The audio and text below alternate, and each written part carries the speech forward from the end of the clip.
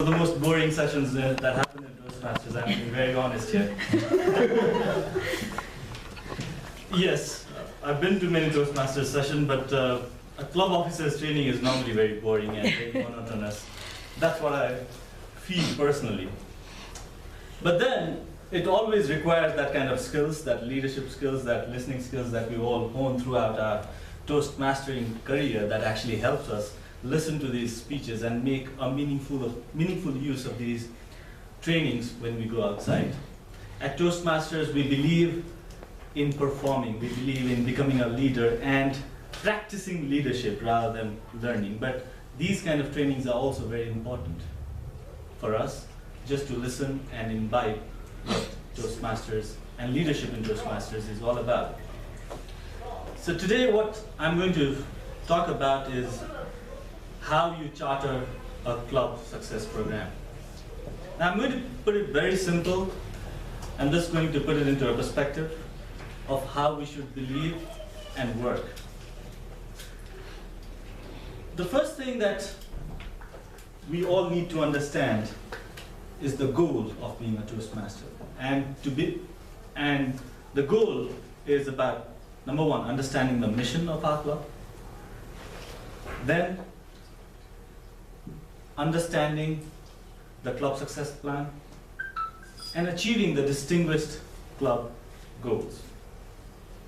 Now, what is a mission? What is a mission? What is a mission? Not to sleep. Sorry? Not to sleep. Not to sleep. Okay. For me, a Toastmaster club is no different to any business or any organization that we work on or we run. And every business organization or any kind of organization, non-business business, is run through a mission. And a mission is a way of life. It's a way of life. It's what we do day in, day out. It's something that we do consistently. It's something that we do on a regular basis to meet certain objectives. So if you ask me what's the mission of McDonald's, McDonald's mission is to deliver the same size of finger chips and the burger with the same quality all over the world, with the same quality of service, with the same smile and the same level of customer service. So that everywhere you go to have that McDonald's, it has consistency in taste, quality, and customer service. Now, what is the mission of Toastmasters? We all need to understand the mission of Toastmasters. The mission of Toastmasters Club is to provide a mutually supportive and positive learning environment in which every individual member has the opportunity to develop oral communication and leadership skills, which in turn foster self-confidence and personal growth. Now, this is what we are all about. This is what we need to live up to. This is our way of life. This is what we need to do consistently. This is what we believe in. This is what we are here for. And this is what we need to practice every day, every single moment, if we were to call ourselves Toastmasters. Now, how do we go about this? How do we live up to the mission that we have? Now, it again boils down to what vision we set for ourselves. What is our vision? What is the desired state that you want to reach? Where do you want to go in 10 years? Where do you want to reach in 5 years, or 15 years, or 20 years? What is the vision that we set for ourselves? So it starts with the vision. It starts with the desired state.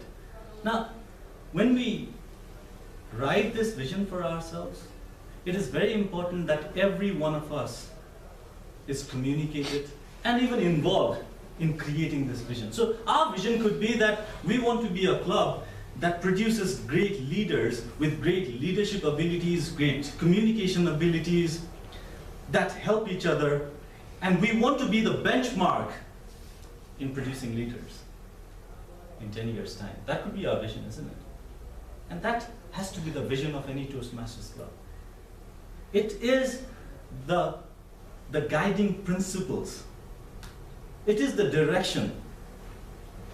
And club leaders at Toastmasters are the captain of the ship, or the pilots who are flying the aircraft that gives that direction, to the club. And that direction is given through the vision. And when you have this vision, how do you achieve this vision of becoming a great club that comes up with great leaders every year, quality leaders that even are capable of leading our country if need be. Forget about the club.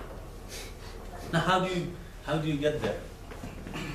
Then we need to involve everyone. And when everyone buys in that vision, when everyone inculcates and imbibes that vision within yourself, then they act to achieve that vision. And that's what happens with our organizations itself. The way I like to work in my organization, the way I want to develop my organization is by sitting down with people, with the team members, and then drawing out the vision. What you want to achieve, give them that opportunity by which they can live up to that vision and achieve that vision.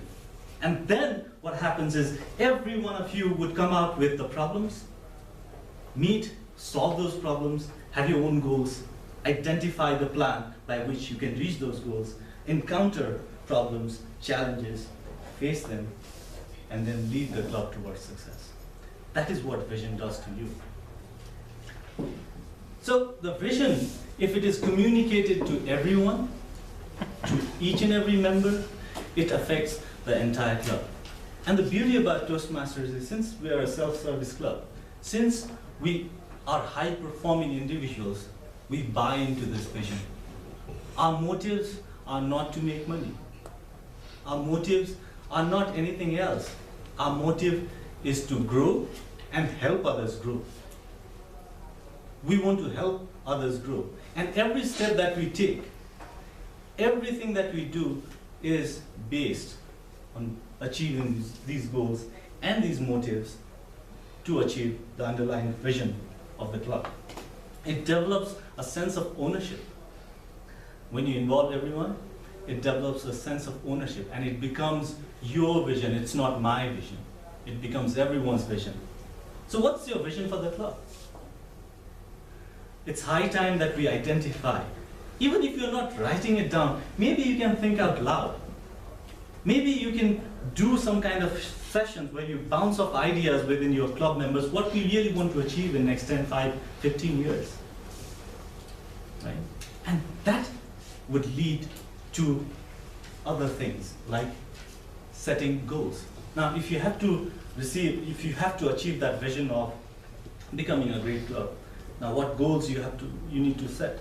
And when you set these goals, it has to follow these SMART principles. The goals have to be very specific. It cannot be very vague.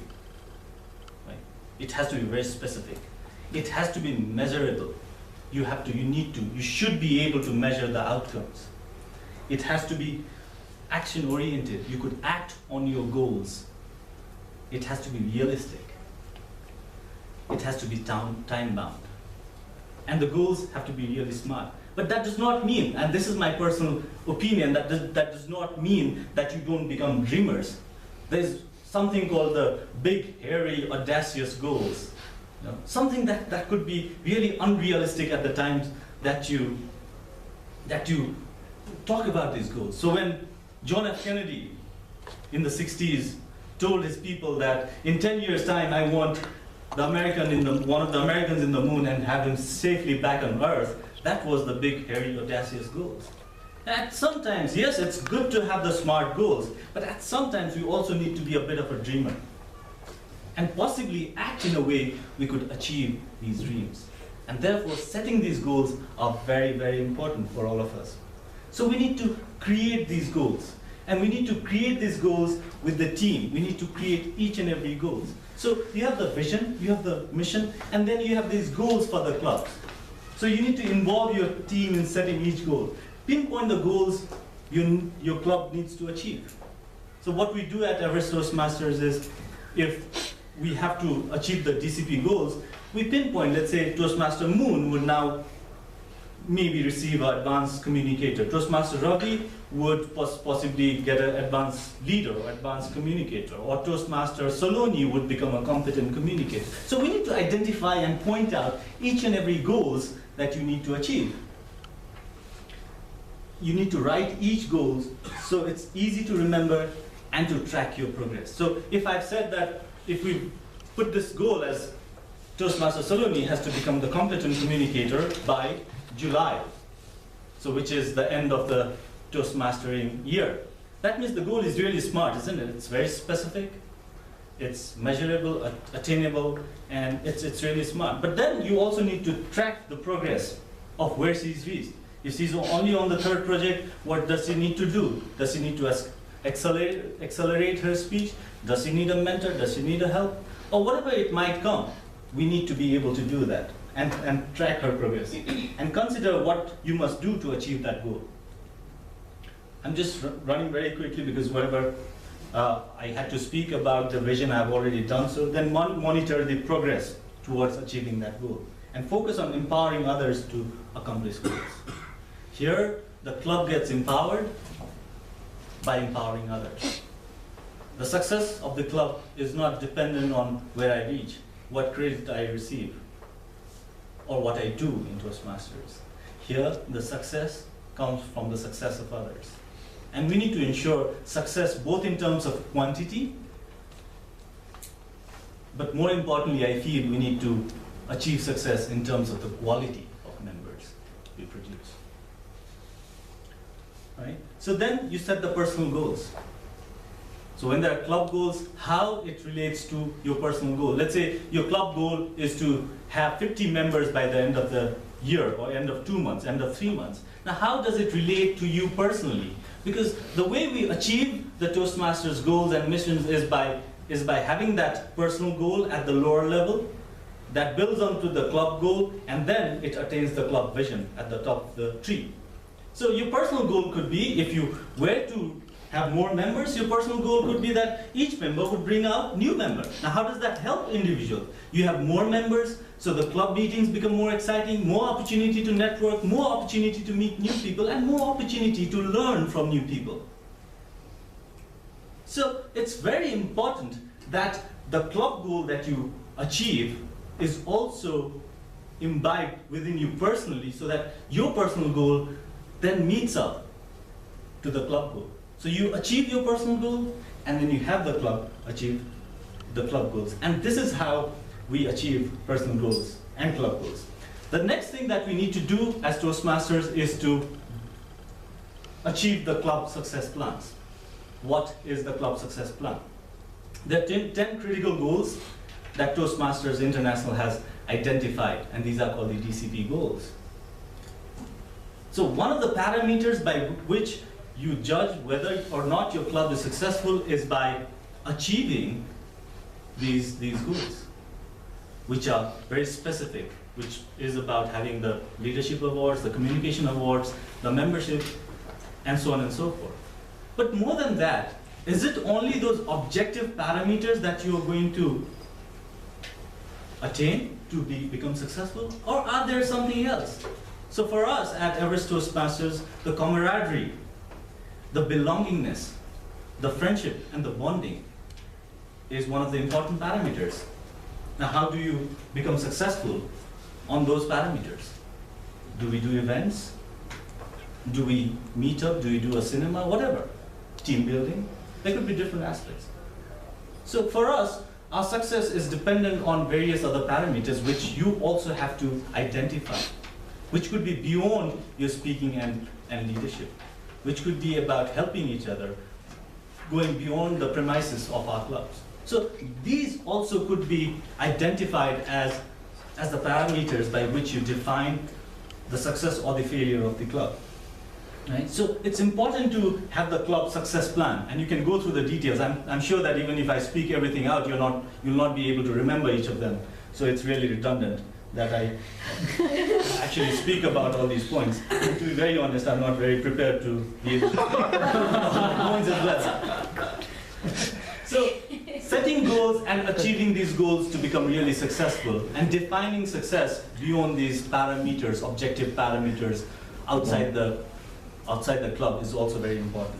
Then, of course, at the end of the pyramid, there is the DCP goals, the distinguished club goals.